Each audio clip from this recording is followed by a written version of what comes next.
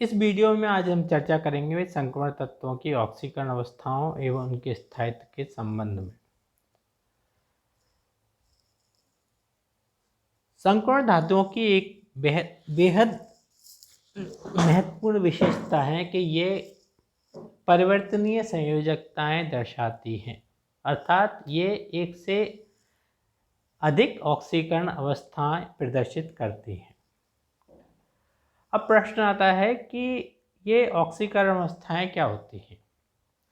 किसी तत्व की ऑक्सीकरण अवस्था उस आवेश के बराबर होती है जो उस तत्व के परमाणु पर रह जाता है यदि उसके यौगिक के अन्य परमाणुओं को आयनों के रूप में पृथक कर दिया जाए, अर्थात उस यौगिक में मौजूद जो अन्य परमाणु हैं उनको आयनों के रूप में उस यौगिक से निकाल दें, तो तत्व के ऊपर जो आवेश रह जाएगा वो उस तत्व की ऑक्सीकरण अवस्था कहलाएगी। अब प्रश्न आता है कि संक्रमण तत्वों की इन परिवर्तनीय संयोजकताओं या एक से अधिक ऑक्सीकरण अवस्थाओं के पीछे कारण क्या है। जैसा कि हमने चर्चाएं की कि संक्रमण तत्वों में लगभग समान ऊर्जा के D व S कक्षक मौजूद होते हैं। अब लगभग समान ऊर्जा के कक्षक होने की वजह से हम किसी प्रक्रम में इनसे एक या एक से अधिक इलेक्ट्रॉनों को निकाल सकते हैं या किसी प्रक्रम के दौरान एक या एक से अधिक इलेक्ट्रॉन निकल सकते हैं।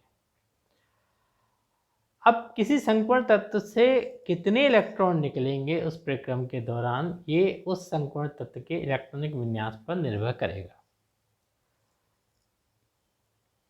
संक्रमण तत्वों के इलेक्ट्रॉनिक विन्यास व संयोजकताओं को हमने सारणी में प्रदर्शित किया है।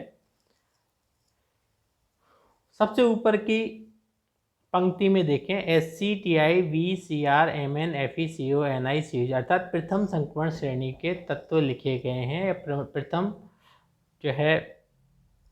जो संक्रमण श्रेणी जिसमें पहले स्कैंडियम है, फिर टाइटेनियम है, वेनेडियम है, क्रोमियम है, Mn है, FeCO Ni और जिंक है, उनके इलेक्ट्रॉनिक विन्यास लिखे हुए हैं। इनको हम देखें।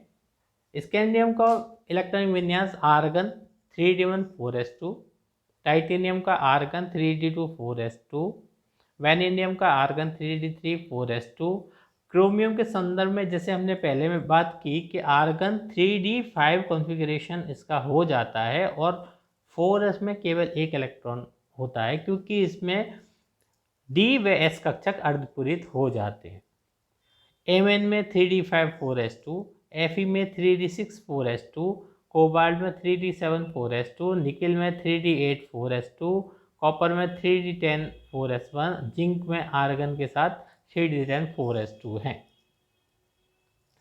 स्कैंडियम में S इलेक्ट्रॉनों की संख्या 2 है, टाइटेनियम में 2 है, वेनेडियम में 2 है, क्रोमियम में 1 है, मैग्नीज में 2 है, आयरन में 2 है, कोबाल्ट में 2 है, निकिल में 2 है, कॉपर में 1 है, जिंक में 2 है, अर्थात क्रोमियम और कॉपर के अतिरिक्त सभी में S इलेक्ट्रॉनों की संख्या 2 है। अब हम अयुग्मित D इलेक्ट्रॉनों की संख्या पर विचार करके चलें। अयुग्मित स्कैंडियम में 1 अयुग्मित इलेक्ट्रॉन है D कक्षक में, टाइटेनियम में 2 अयुग्मित इलेक्ट्रॉनों की संख्या है, वेनेडियम में 3 अयुग्मित इलेक्ट्रॉनों की संख्या है, क्रोमियम में 5 अयुग्मित इलेक्ट्रॉनों की संख्या है, मैग्नीज में 5 अयुग्मित इलेक्ट्रॉनों की संख्या है, Fe में 4 अयुग्मित इलेक्ट्रॉनों की संख्या D कक्षक में है, कोबाल्ट में D कक्षक में 3 अयुग्मित इलेक्ट्रॉन है, निकिल में D कक्षक में 2 इलेक्ट्रॉन है, कॉपर में D कक्षक में 0 अयुग्मित इलेक्ट्रॉन है और जिंक में D कक्षक में 0 अयुग्मित इलेक्ट्रॉन है।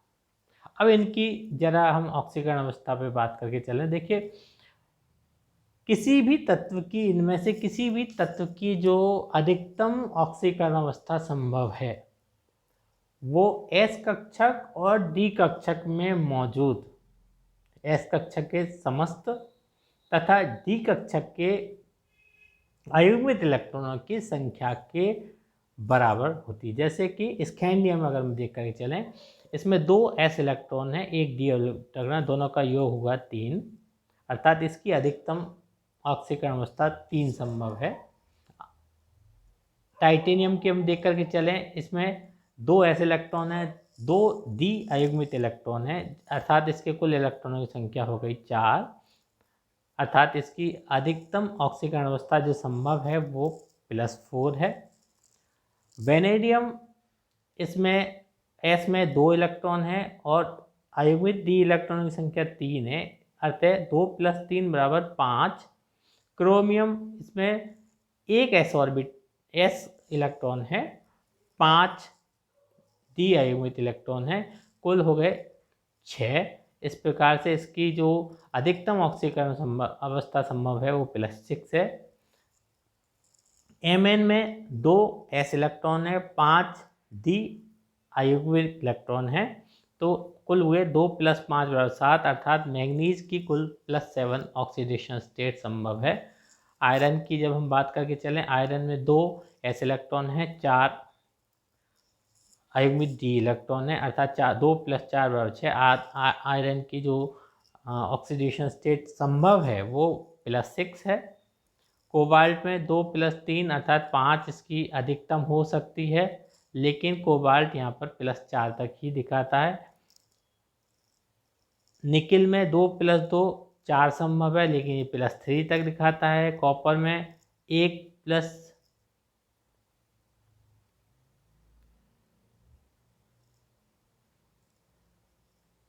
0, निकिल में 1 + 0, तो इसके लिए +1 ऑक्सीडेशन स्टेट भी संभव है और 2 इलेक्ट्रॉन निकाल करके ये अपने जो है +2 ऑक्सीडेशन स्टेट भी बना देता है, जैसे कि 4s2 से दोनों इलेक्ट्रॉन निकल गए हों। इसी प्रकार से जिंक में से 4s2 में से 2 इलेक्ट्रॉन अगर निकल जाएं तो +2 ऑक्सीडेशन स्टेट संभव है। अब जो ब्रैकेट में यहाँ पर ऑक्सीडेशन स्टेट दी गई है, देखिए यहाँ पे क्रोमियम के साथ +1 है और कॉपर के साथ +1 है, जो कि इसके s कक्षक में 1 इलेक्ट्रॉनों की उपस्थिति की वजह से है। ये जो समस्त ऑक्सीकरण अवस्थाएं दिखाई गई हैं और ब्रैकेट में जो ऑक्सीकरण अवस्था दर्शाई गई हैं वो अस्थायी ऑक्सीकरण अवस्थाएं हैं, तथा जो बिना ब्रैकेट वाली जो ऑक्सीकरण अवस्थाएं हैं वो इनकी जो है अपनी स्थायी सामान्यतः स्थायी ऑक्सीकरण अवस्थाओं को दिखाते हैं। अब सबसे जो इम्पोर्टेंट चीज़ है वो देखने की ये है कि अयुग्मित इलेक्ट्रॉनों की संख्या बढ़ने के कारण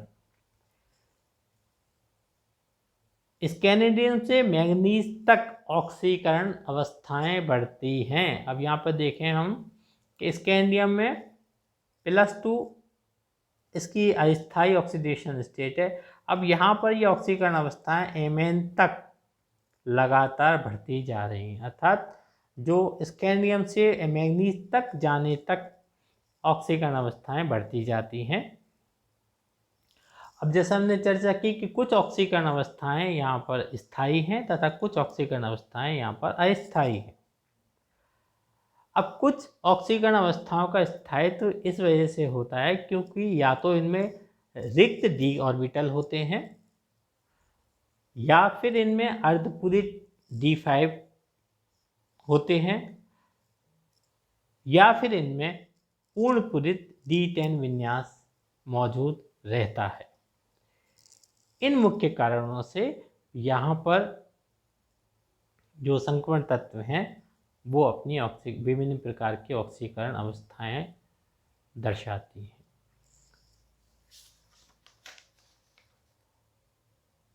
अब यहाँ एक बात और निकल करके आती है कि यहाँ एक ही तत्व अलग अलग प्रकार की ऑक्सीकरण अवस्थाएं दर्शा रहा है।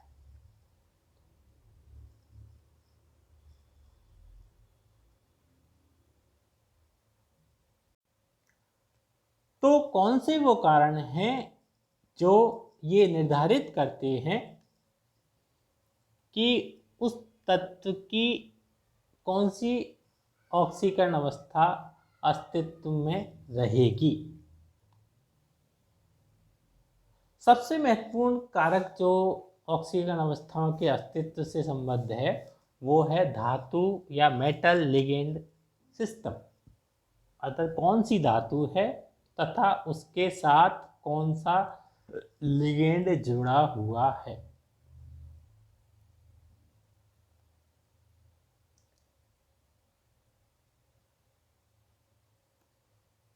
छोटे आकार व अधिक विद्युत चालकता वाले आयन के साथ